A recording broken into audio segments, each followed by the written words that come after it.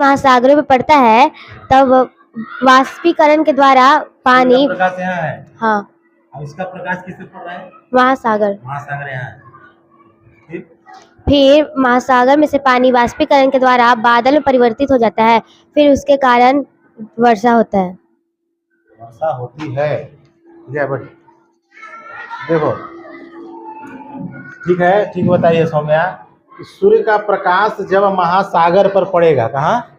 महासागर मतलब, ठीक है, तो क्या होगा कि सूर्य का प्रकाश जब पड़ेगा तो यहाँ पर क्या होगा? वाष्पीकरण। दिख रहा है वाष्पीकरण? ये वाष्पीकरण होकर कहाँ जा रहा है? बादल में जा रहा है ना। अब इसके बाद क्या लिखता है? संघनन एवं बादल बनना। जब वाष्पीकरण हुआ तो जाके बादल बनने लगा, ठीक है, और बादल बना, इसके बाद क्या हो गया? संघनन। संघनन मतलब समझ रहे हो? बादल का हवा बहा तो बादल आ गया इधर, अब इधर होके वर्षा होने लगा, ठीक है।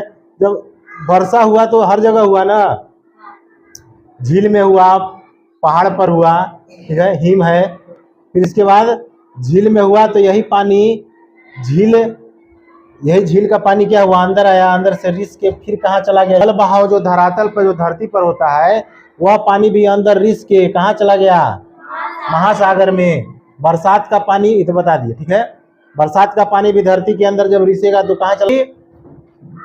सूर्य जब वाष्पीकरण करके नीचे का मतलब धरती का पानी ऊपर उठाकर ले जाता है तो बादल बनता है। बादल बनने के बाद क्या होता है? उसका भाप बनने के बाद जब ठंडा हो जाएगा तो उसको संघनन बोलेंगे। क्या बोलेंगे? संघनन। और जब बादल बनेगा उस संग पानी होगा, एकदम से बादल चारों तरफ फैल जाता है, फिर घूमत रहता है बादल, यहाँ गया, यहाँ गया, यहाँ गया, घूमते रहता है ना उसको। तो हवा जो है कि उसको चारों तरफ लेके जा रहा है, और जहां पर संघनन की क्रिया हो गया वहीं पानी क्या होगा? बरस जाएगा, ठीक है, वहीं पानी बरस जाएगा। ये बताओ कि बरसात होने में इन सभी का जरूरत है कि नहीं है? सूर्य का जरूरत है, जो नहीं बोलता है। तो गर्मी अगर नहीं पड़ेगा तो बरसात नहीं होगा। बरसात के लिए गर्मी जरूरी है। अब अगर बढ़िया बरसात नहीं हुआ तो ठंडी नहीं होगा, अब बढ़िया ठंडी नहीं होगा तो फिर बढ़िया गर्मी। इसका भी एक साइकिल है, एक चक्र है, ठीक है। इस सब का एक चक्र होता है। सब मौसम जरूरी है, सब मौसम जरूरी है। कैच।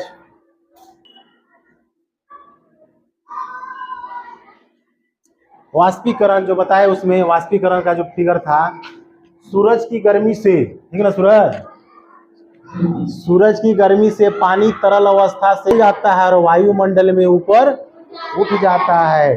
अच्छी बताओ, गैस बनकर वो क्यों उठ रहा है? पानी डायरेक्ट क्यों नहीं उठ जाता है? हाँ हाँ हाँ, ठीक है। गैस हल्का होता है, क्या होता है? इसलिए वो ऊपर उठ जाता है, ठीक है। तो सबसे पानी गर्म हो गया, गैस बन के, भाप बन के ऊपर उठ गया, ठीक है। और वायुमंडल में वाष्पोत्सर्जन दूसरा है, वाष्प का उत्सर्जन। इसका संधि विच्छेद कर दो। पौधे भी वाष्पोत्सर्जन के माध्यम से अपनी पत्तियों से पानी को जल वाष्प के रूप में छोड़ते हैं। अच्छा बता रहे थे, समझे नहीं होगे? समझ गए? नहीं समझे? क्या समझे? इसको समझे? इसे बहुत गर्मी पड़ रहा है। सूरज कहाँ गया? बहुत गर्मी है, रास्ते से जा रहे हैं एकदम हम लोग, ठीक है, और गर्मी से एकदम हब तक हुआ है एकदम। अब लग रहा है कि बेहोश होकर गिर जाएंगे। ऐसी स्थिति में वो क्या है, एकदम दौड़ल भागल उसके नीचे हम लोग छिप जाते हैं, पता है कि नहीं। अब पेड़ के जबर क्या बड़ा अच्छा लग रहा है, तो ऐसा क्या होता है पेड़ के नीचे कि अच्छा लगने लगता है? ठंडा क्यों लगता है हमको? है बड़ा पेड़ है, उसमें कौन डालता है पानी? हाँ हाँ हाँ,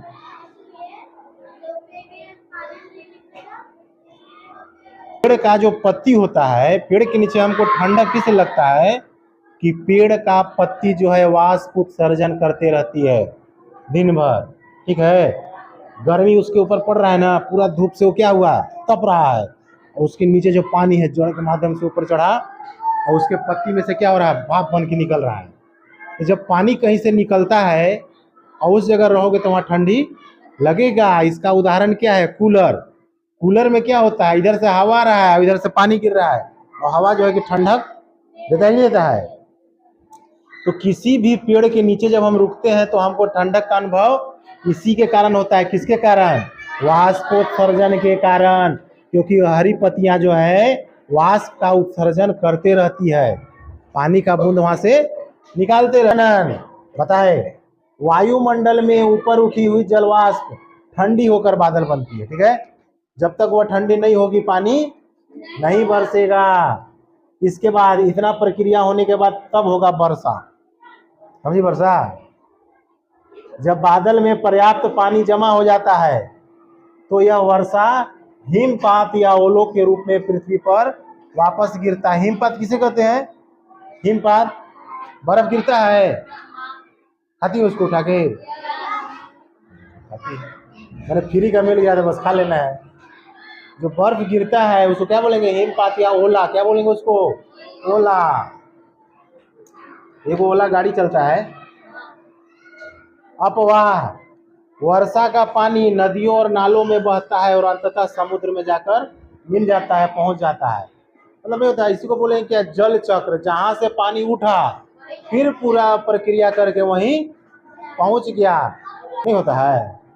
गर्मी में चापाकल सूख जाता है स्कूल का, तो ये जल चक्र है, ठीक है।